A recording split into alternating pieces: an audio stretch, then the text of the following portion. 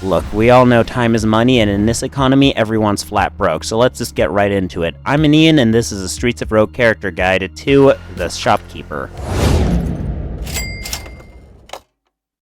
The Shopkeeper is unlocked via spending 150 money in-game across any number of runs, meaning it's possible to work towards unlocking this character across multiple playthroughs of this game.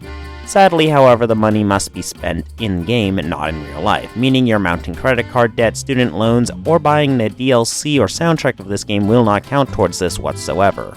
As for your backstory, it reads, is often known for being very critical of his fellow roguelike shopkeepers, referring to his contemporaries who set up shop in the middle of dungeons as freaking idiots with no common sense. Prefers to do business in populated areas that aren't surrounded by deadly monsters.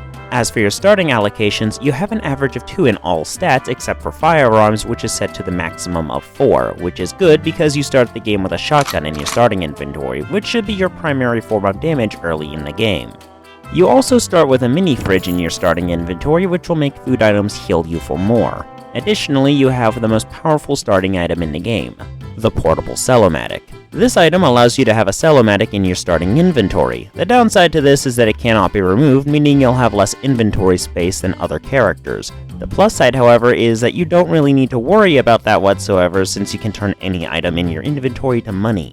This means when you're playing the Shopkeeper, as long as you remember to pick up useless items off the ground consistently, problems such as trying to find a Cellomatic, the Cellomatic exploding, or issues such as not having enough money to buy that item you wanted from that other shopkeeper will be a thing of the past for you. Then again, not having enough money should not be a problem for you anyway when it comes to buying stuff off of NPCs due to your free item voucher, which is also in your starting inventory. It does exactly what it sounds like. It lets you buy something off an NPC without needing to spend money whatsoever.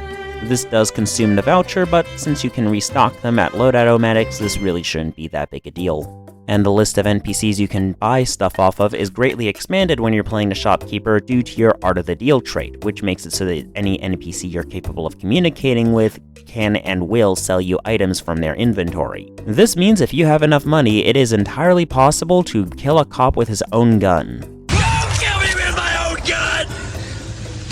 You also have the Shrewd Negotiator trait, meaning you have a discount on everything, including a cop's gun. These traits, combined with your portable Cellomatic, mean that you'll be able to buy pretty much any item an NPC has on their person on any given floor, something you'll have to be doing quite a bit for your big quest. Something we'll get into later at approximately now o'clock. Your big quest is called the New Hotness. Thankfully, despite the name, it has nothing to do with celebrities and/or fashion. Instead, you must find and sell whatever random item is trending in the local population of a given floor to your portable Cellomatic. This item will be specified under your big quest in the map menu. And yes, you do have to sell specifically to the Cellomatic in your starting inventory and not to the ones that spawn naturally in the floor. I tested this personally whilst recording for this video. The difficulty of this quest can vary wildly on a floor-to-floor basis, since what item you need to collect is going to be somewhat randomized, with the only guarantee being it's something that spawns naturally on the floor, such as a knife, baseball bat, or one of the police's pistols. Thankfully, however, due to your Art of the Deal trait, you can easily walk up to NPCs holding the item you need and just buy it off them nicely. And due to your Shrewd Negotiator trait, you're guaranteed to get a profit off of this item once you end up selling it to the portable Cellomatic in your starting inventory. This means playing the Shopkeeper will mostly boil down to you managing your wallet and inventory space, and thanks to your portable Cellomatic, these tasks should be frankly trivial for you to accomplish. Upon reaching the Mayor's Village, if you manage to complete this big quest successfully, you'll end up getting a discount on everything. Something that won't matter in the slightest at this point in the game because, frankly, if you are able to reach the Mayor's Village, you have probably bought everything you could possibly need to take on the Mayor. This means that the Shopkeeper gains the least from completing your big quest, since outside of some XP to make you level up more on your progression to overthrow the Mayor, you get basically nothing from this big quest overall. Since realistically, by the time you reach the Mayor's Village, you will have so much money that the discount won't matter in the slightest, since you will have more than enough to buy pretty much anything you could possibly want off the local NPCs. Although realistically, if you're going to be taking down the Mayor, you'll have probably stockpiled whatever you need to take on the Mayor long before reaching the Mayor's Village. Personally, I fulfilled every billionaire's wet dream and cloned the crap out of myself, all to fulfill a Machiavellian scheme that involves me getting elected Mayor of the world.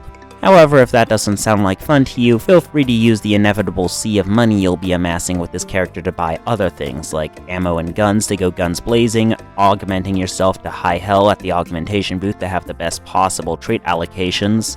You can also go to a bar and just buy everyone around in order to win an election victory to some extent, but we all know as an elected official, you're not going to be trying to get people to like you unless you're short on money. However, as long as you remember that you're not a dragon and don't get any practical benefits from hoarding all your money to yourself, and that you're nowhere near as durable as a dragon, you should be just fine with this character. All in all, I give the Shopkeeper a mo money, mo problems out of 10. As long as you remember that money is a resource to be used and that the difference between becoming mayor with a full wallet and an empty wallet is non-existent in this game because the credits start to roll and you have to start from the beginning as soon as you become mayor and give your speech, and therefore whatever policies you had on day-to-day governance don't matter in the slightest, you'll be fine. That's all for now, though. Like the video if you did, subscribe if you don't want to miss the next one, comment what characters you want to see me cover in the future. I've been Ian, you have been you, and this has been the Streets of Rogue character guide to the Shopkeeper. And stay tuned, the Firefighter is coming up next.